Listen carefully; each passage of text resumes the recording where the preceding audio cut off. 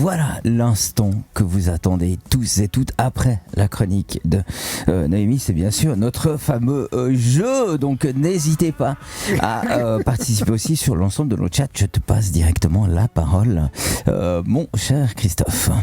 Salut, merci Alex. Dans Sidodo, c'est Noël. Donc ce soir, on va jouer un Merry Quizmas en 2 manches. Alors la première comporte 6 questions liées à Noël. Pardon. Et après, on jouera à un Secret Santa Quiz avec 6 questions supplémentaires. Donc c'est parti. Première question à vos buzzers. Avant l'apparition des boules de Noël vers le milieu du 19e siècle, qu'est-ce qu'on accrochait généralement aux branches du sapin ? 3 propositions, des pommes, des poires ou des Scooby-Doo. Alex ? T'as dit des pommes, des poires ou des Scooby-Doo? Ah, mais moi j'allais dire, on accrochait des pommes de pain. D'où tu dis des pommes? Des c'est pommes, ça? ouais. Allez. Alors je te donne le point, mais c'est des vraies pommes, pas des pommes de pain. Ok.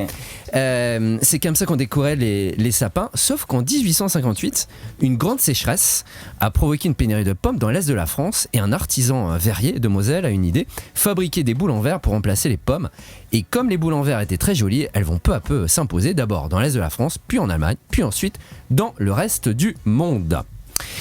Deuxième question. Dans quel pays cache-t-on un cornichon? Un cornichon dans le sapin de Noël avec à la clé un cadeau en plus pour la personne qui le trouve. 3 propositions, en Slovaquie, aux États-Unis ou en Corée du Sud. JM. En Slovaquie. Ce n'est pas la bonne réponse. Alex. En Corée du Nord.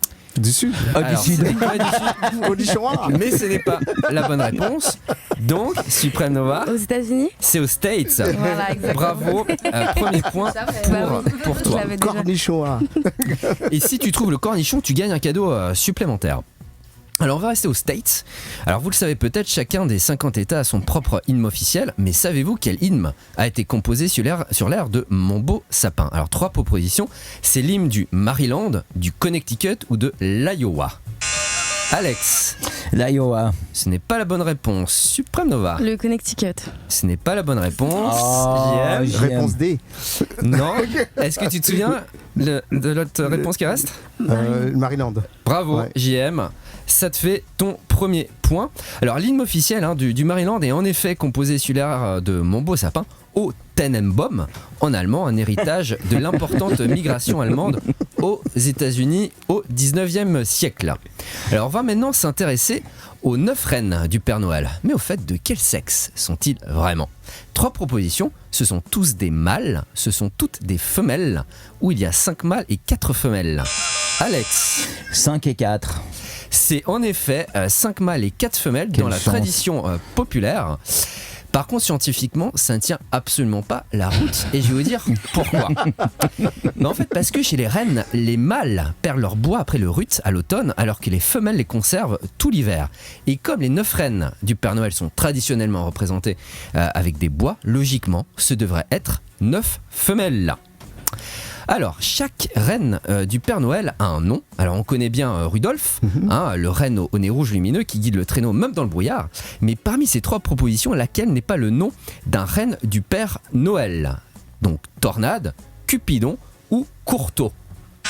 Alex. Cupidon. Ce n'est pas Cupidon. Supreme Nova. Courteau. C'est Courteau, en effet. C'est l'un des noms des 13 lutins du Père Noël. Les qui lutins ont farceurs. d'ailleurs des noms assez C'est surprenants. encore un coup du gars qui avantage l'invité. quoi. T'as vu, hein. Pourtant, il fait pas de la boxe. Non. Hein. Si je vous dis Arcel Mouton, est-ce que vous pensez que c'est le nom d'un lutin du Père Noël? Arsène Arsène Mouton. Arcel Mouton. Eh bah oui. Hein. Ah oui. En fait, c'est pas Arsène Lupin. En fait, lui, il harcèle les moutons pour téter leur lait. On a aussi Gob Yaourt, le gobeur de yaourt. On a aussi Chip Saucisse. Alors je vous dis, les lutins du Père Noël, c'est une sacrée équipe. Alors dans la vraie vie, et derrière les fausses barbes et le costume, la plupart des Pères Noël et des Saint-Nicolas sont des bénévoles ou des travailleurs saisonniers. Donc vrai ou faux, le syndicat des saisonniers qui interprète Saint-Nicolas s'appelle le Syndic Cola. Faux. C'est... Alors c'est Supernova qui a buzzé en première. Oui.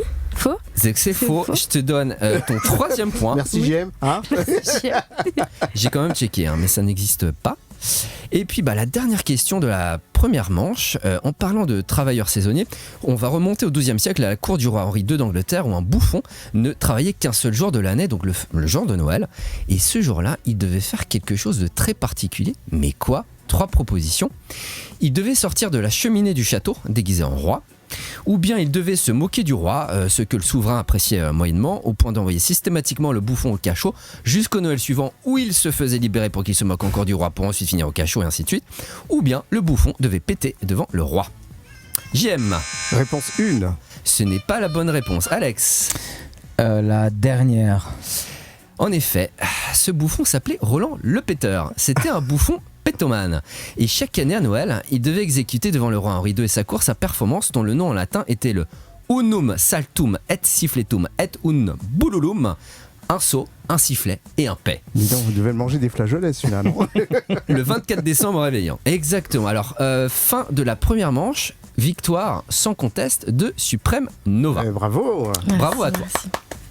On passe maintenant à la seconde manche, le Secret Santa Quiz. Alors le Secret Santa, vous connaissez le principe, on s'offre des cadeaux entre collègues, et mes collègues à moi ici à la radio, c'est vous deux, Alex et JM. Donc je vais vous poser 3 questions chacun, vous allez y répondre à tour de rôle. Si vous avez un doute, vous pouvez demander conseil à l'experte Suprême Nova. Donc on commence par toi Alex, écoute bien toutes les questions dans leur intégralité avant de répondre. Comment s'appelle cet objet généralement de petite taille et de forme cubique, qui permet de tirer aléatoirement un nombre entre 1 et 6 et qu'on doit lancer pour jouer à des jeux de société? Un dé. C'est la réponse D. Bravo Alex. Ensuite, JM. Quel est l'autre nom de Karoukera, l'île aux belles eaux, en langue arawak? Ah Guadeloupe. La Guadeloupe, je ne savais pas que tu parlais la langue arawak. Bravo JM. Ah, donc le mec il a répondu avant que t'aies fait les propositions quoi. Ah, t'as vu? Waouh. C'est ça le talent. Ah ouais, c'est ça le talent. Alex, comment s'appelle cette commune du Pays d'en Haut, connue notamment pour son festival international de montgolfière et qui commence par château? Alors, est-ce que c'est château d'eau ou château d'Ay? Châteauté. C'est la réponse D. Bravo, Bravo, D. Alex. JM, quel est le point commun entre messieurs Le Pen, Bigard et Bingard? Jean-Marie. Ils s'appellent en effet tous Jean-Marie. Bravo, JM. Alex, dernière question pour toi. Comment s'appelle cette discothèque lausannoise située place centrale 1? Le D-Club. C'est la réponse D. Bravo, Alex. 1 sans faute. Je réponds toujours la réponse D. Voilà. C'est une petite blague. On a Voilà. fait avec Alex. C'est mon cadeau. Que des réponses D. JM, comment s'appelle ce célèbre cocktail antillais à base de rhum, dont le nom viendrait du mot hindi panch, P-A-N-C-H, qui signifie 5 en référence aux 5 ingrédients d'une boisson traditionnelle indienne à base d'alcool fort, d'eau, de sucre, de citron et d'épices? Le punch. C'est le punch. Bravo, vous avez tous gagné. C'est mon Merci. cadeau de Noël. Merci infiniment.